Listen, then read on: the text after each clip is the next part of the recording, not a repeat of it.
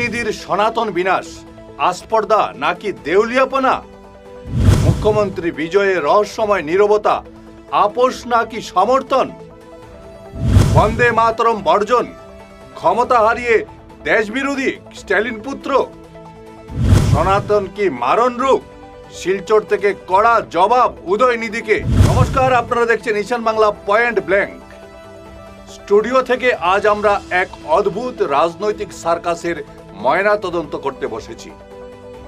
তামিলনাড়ু বিধানসভায় যা ঘটল তা দেখে হাসবো নাকি লজ্জিত হব সেটা ঠিক করা দায়। একদিকে পরাজিত বিরোধী দলনেতা উদয়নিধি স্ট্যালিন, যার আস্পর্ধা আকাশের সমান, আর অন্যদিকে বর্তমান মুখ্যমন্ত্রী থালাপতি বিজয়, যার রহস্যজনক নীরবতা আজ হিমালয়ের চেয়েও ঠান্ডা। আগে সহজ করে বুঝে নিন উদয়নিধি ঠিক কি বলেছেন।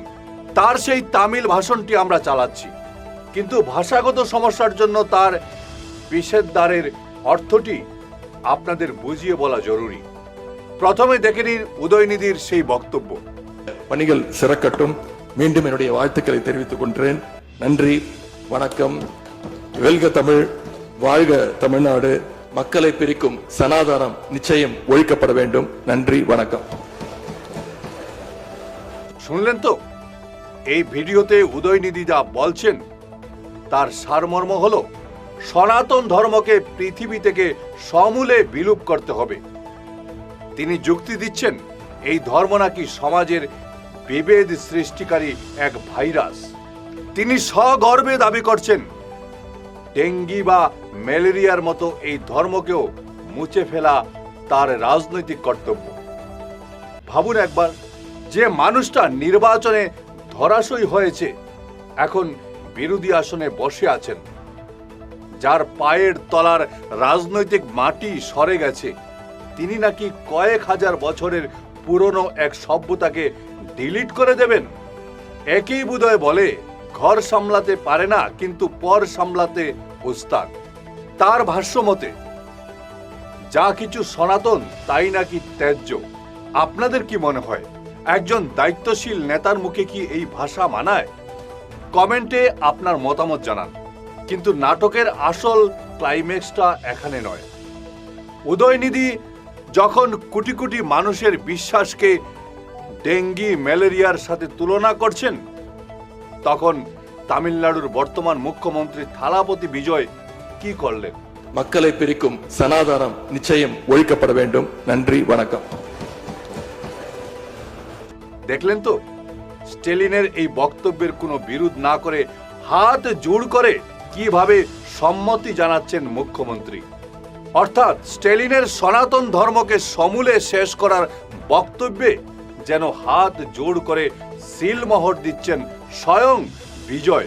মাননীয় মুখ্যমন্ত্রী বিজয় বাবু, রূপলী পর্দায় আপনি অনেক অ্যাকশন দেখিয়েছেন, অনেক অন্যায়ের বিরুদ্ধে প্রতিবাদ করেছেন, কিন্তু বাস্তবের বিধানসভায় আপনার এই জোড় হস্ত ভঙ্গি দেখে গোটা দেশ আজ থমকে গেছে। আপনার চোখের সামনে একজন নেতা ভারতবর্ষের আত্মাকে অপমান করছেন, আর আপনি সৌজন্যের নামে কেবল হাত জোড় করে বসে নীরব রয়েছেন। এটা সৌজন্য নয় বিজয় বাবু, এটা চরম আপোষকামী রাজনীতি। দর্শকবৃন্দ, আপনারাই বলুন, এই নীরবতা কি তার বক্তব্যের প্রতি মৌন সমর্থন নয়? উদয়নিধিকে বলি, বন্দে মাতরম শুনলে নাকি আপনার এখন সনাতনী গন্ধ লাগে? যে গানে ভারতের বিপ্লবীরা হাসতে হাসতে প্রাণ দিয়েছেন, তাকে আপনি আঞ্চলিক অস্মিতার দোহাই দিয়ে ব্রাত্য করছেন। আপনার কাছে কি তামিলনাড়ু ভারতের বাইরে, নাকি ক্ষমতা যাওয়ার জ্বালায় আপনি ভারত আর সনাতন দুটো শব্দকেই ভয় পেতে শুরু করেছেন? শিলচর থেকে বসে আমরা যখন এই ময়না তদন্ত করছি, তখন হয়তো আপনারা ভাবছেন এত দূরের লোক চেঁচিয়ে কি করবে, তাই না?